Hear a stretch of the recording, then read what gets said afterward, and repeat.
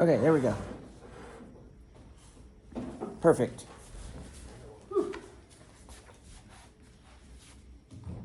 It's 2 minutes early. Is it okay if we start? Welcome, everybody. It's very nice to see you. My name is Mr. NK. I am the esports coach and a math teacher here at Central High. I'm really excited. I have a history with video games. If you didn't notice, I kind of look like a gamer. But I've been playing video games since I made some cool fake money for my 6th grade budget class where they learned to do budgets and stuff.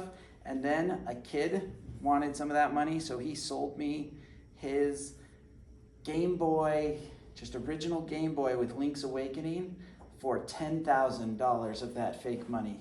And so I bought it, and then I started playing Link's Awakening, and oh my gosh, video games were awesome to me. I've always loved them, and ever since I became a teacher, I've been doing gaming.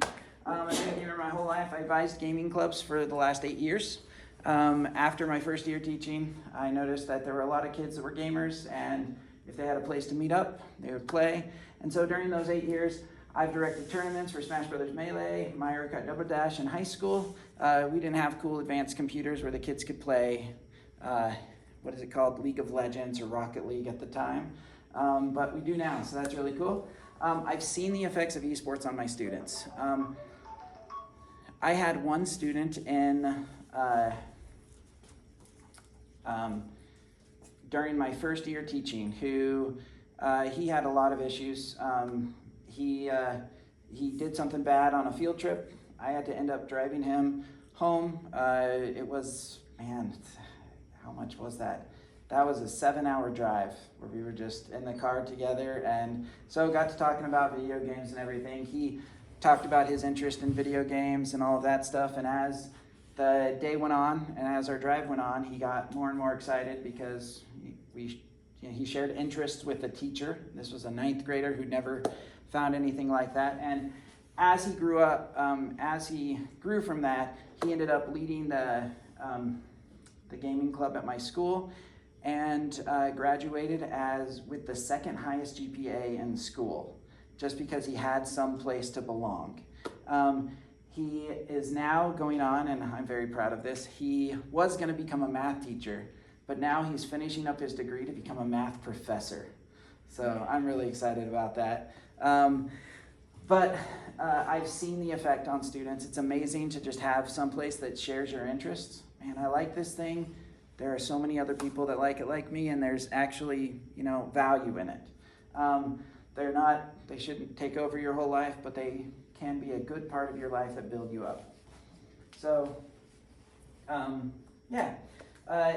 esports has a whole bunch of different effects, and I did originally set this up. I was going to have cool animations and stuff, but time ran out. It's been a busy few weeks. So there are several school skills for it. It's going to always just show up with an improved school performance for a lot of students. Your students will be more excited about school, more excited about coming and working and practicing and doing something that they love. That's always awesome to see. There are college opportunities. Last year, we had 2 students technically 3 students in the esports program, but one of them dropped out. The 2 students that were left, they both were able to go to the state championship, and both of them got offers to actually play for college teams. And there's a lot of opportunities for that these days. Because esports are so new, colleges are really looking for people to fill their esports programs. And that's a really cool thing. Students are also going to just get a strong identity that, what I'm interested in isn't going to destroy me or anything like that. It's a good part of my life. They also learn problem-solving skills. They also learn leadership and communication skills. Almost all of our games are multiplayer. So if you're playing Mario Kart, it's a 2-player game, so you have to play with a partner and you guys will go on. If you're playing Smash Brothers and chess, those are the only single-player games, but they're still practicing together. They're still building that teamwork together. The 2004-2005 esports season is going to go from November to February, to late February. the playoffs, and this has actually changed. I got an email this afternoon that the playoffs have actually changed. Playoffs are going to be in early February now, and that's because they changed the state championship, which was going to be at the end of March in Brookings. It is now February 13th to 14th in Aberdeen. So last year, being able to take the students to Brookings and everything was a lot of fun. I was very happy with it. This year, I can't wait to see how many kids get to go. We're going to have weekly matches against teams all around South Dakota. I met with a lot of coaches this summer and earlier this school year. Coaches from Dakota Valley, from Aberdeen Central High School, from Brookings, from Sioux Falls. We're all getting together. Last year there were 16 different schools that were involved. This year we're now at 40 different schools. So it's really cool how much it's increased and how many more people are getting involved trying to increase just student participation in these programs. And just coming from a teacher who's been trying to get these programs set up for the last 8 years, it's kind of cool that the school is taking it seriously and investing in it. The students are going to have to practice in person once a week, unless there's some extenuating circumstance or something like that. You know, I got to go out of town. That's fine. Or and every once in a while, if you can only play at home, that's fine too. But we want to practice once in person each week, especially in those team-based sports. Come on in. There are going to be team captains. These captains are going to be the captain of a specific team. If it's League of Legends, there'll be one team captain. If it's Mario Kart, there's going to be a team captain for each team of 2 with a sub in. But then there's also going to be a leader for the Mario Kart teams. I'm hoping by the end of this, we'll have a lot of success this year, and then next year they'll give us a full room. Right now, if you notice, we're using the drafting department, and Mr. Hendrickson is allowing us to, so thank you so much. Yeah, if we, the more teams that we have, the more kind of leaders we'll set up. This year we'll have one team captain for each sport, and then within each team we'll have the leader of that team. Practices are going to be designated each week for each sport. It's going to be roughly 1 hour after 3:30. So at 3:30, students will come down here starting next Tuesday, and they'll do a practice for 1 hour. It's very, very important that the students are here in person, especially again in those team sports. If you're unable to attend for that hour, or there's a special circumstance or something, just let me know. That's perfectly fine. But I wanted to go through each team and just talk about those real quick. First one up is League of Legends. Our team is Jader, Kinsley, Gabe, Haley, Raiden, and Dorian. The matches are every Thursday at 4. It's going to be the best of 3 games. For League of Legends, that could end up taking a long time. Some League of Legends matches go a lot longer than you would imagine them to. Usually they're supposed to take about 1 hour for a set of 3 games. Each game is roughly 20 minutes if a team is dominating, but some games have taken almost 3 hours. So I was told to be very cautious about that. If you're going to play League of Legends, be prepared for every once in a while you'll do a long thing.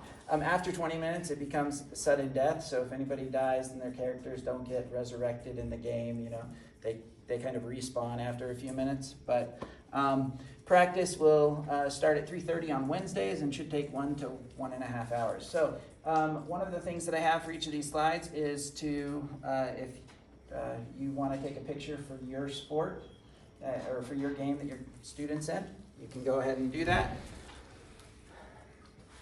Minecraft Bed Wars. We have a team of Danica, Cooper, Trevor, Noah, and Hayden.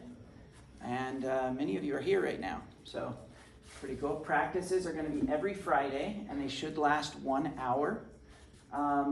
Matches are going to be every Monday at 4 p.m. I try to put the practices right before the matches for most games. It's a little difficult to do it for every game, but I try to do it for most games. Each match that you're going through will be 12 minutes until it's sudden death, and then after sudden death, there's no more resurrections or no more of the res. Is that what it's called these days? Res? Okay. And so first game is supposed to be on November 11th. That's a holiday. If you cannot attend, you just want to let me know. For these first 2 weeks, we're doing preseason games to make sure the internet's working, everybody all over the state can actually get on matches. And if they can't, then we'll get removed and stuff like that. But we want to make sure we try to get here for the first game on November 11th. I'll be talking to the Minecraft students and their parents tomorrow to confirm who can and who is unable to. If you are unable to, it's perfectly reasonable with the season starting up so quick. The reason the tryouts were just a few weeks ago and everything else is because we didn't get approval until halfway through October. We needed to actually get authorization from the school board to actually start the program, and that happened October 16th. So that's why it took so long to actually get this whole thing started. Super Smash Brothers Ultimate, I actually had a few other students get added to this one, but Trey, Vince, and Dixon are the three main ones. It's going to be every Tuesday at 5 p.m., so the students should be here at 5. And it's the best of 3 games. The first game is going to be on November 12th. Matches are pretty quick with this one. They'll take less than an hour. And the practices are on Mondays at 3:30. So the students will come in, practice together, and get all set. For Mario Kart 8, practices are every Thursday at 3:30. They should last about 1 hour, and matches are every Monday at 5 p.m. Okay. It's the best of 3 sets of 4 races. So if you know Mario Kart, usually a Grand Prix is 4 races. So you do 4 races. Whichever team has the highest score, they win that game. And then they're going to do another set of 4 races. Whoever wins that one, if you win 2 in a row, then it's already over. If first team wins the first set of 4 races, second team wins the second set of 4 races, then you'll play a 3rd round.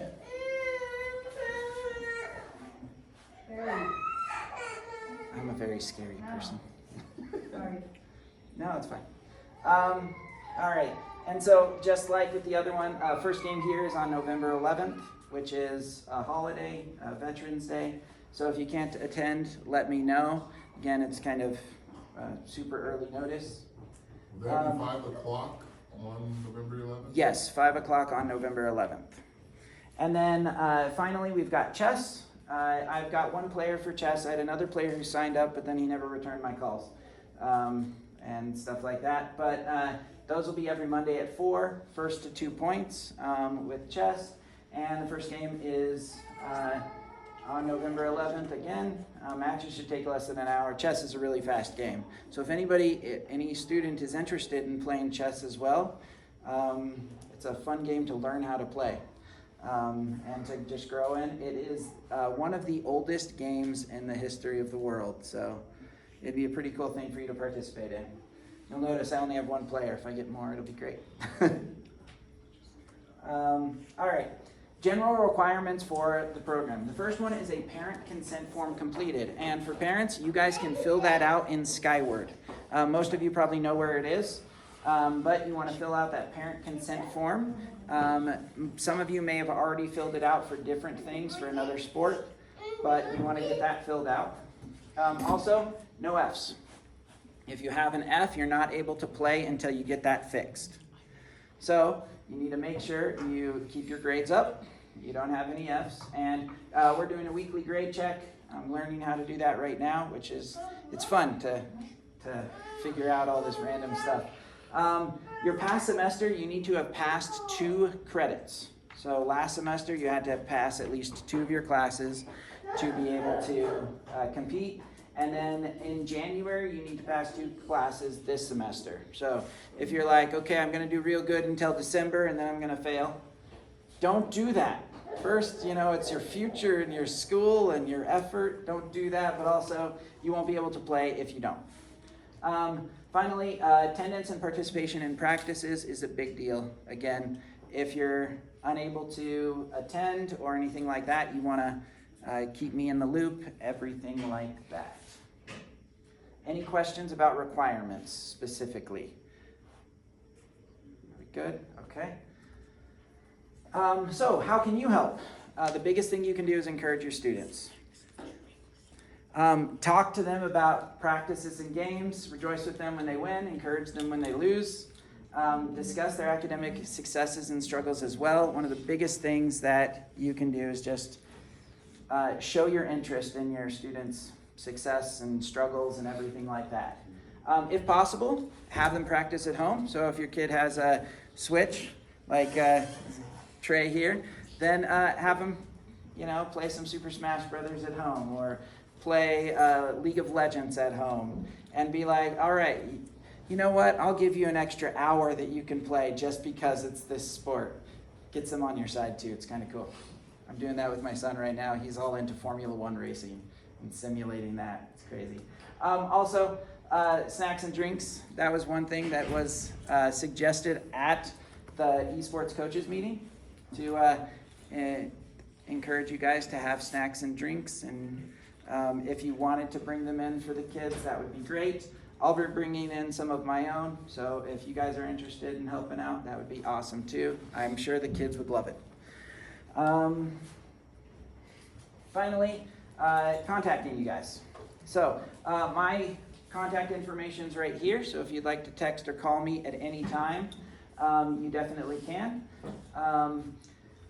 I want to contact you guys on a few different things. I want to contact you guys weekly, reporting to you the results of the week before and a reminder about the schedule for the next week. For example, the next 2 weeks are games, but then that's our preseason. Then we're going to take a week off for Thanksgiving and then start up in December again. And December is whenever the real season starts. That's whenever games are starting to be scored and everything. So these first 2 weeks are just to make sure everybody can operate online, make sure everything's running. So I'd like to contact you guys weekly. What I'm gonna do is have a website where I will send you guys, because I sent everybody text messages and calls, so I'll probably send you a text message with like, here's the updated schedule, and send it to you guys, or here's the results for the last week. And then for contacting students, big thing I'm gonna do to contact students is send them a reminder. All right, your match is today. Make sure you come in after school. And then questions if they're not in attendance. Hey, you're not in practice today. What's going on? Okay, that is my plan so far. Again, I've never actually done a full program as an actual coach. I've led in tournaments and stuff like that, but I've never officially coached it. So there might be changes to this. Yeah, that is everything that I wanted to share with you to help you guys hopefully get excited about this program, and I sure am. It's going to be a lot of fun this year. Do I have any questions or anything that you guys would like to ask? I guess anything I would have would be, so if one of the students get into the tournament, what's the process of getting to, so the state tournament, you said in Aberdeen, right? Yes. How are we getting to Aberdeen? I actually, as soon as the season starts, I'm already scheduling a hotel and everything else for us to go there.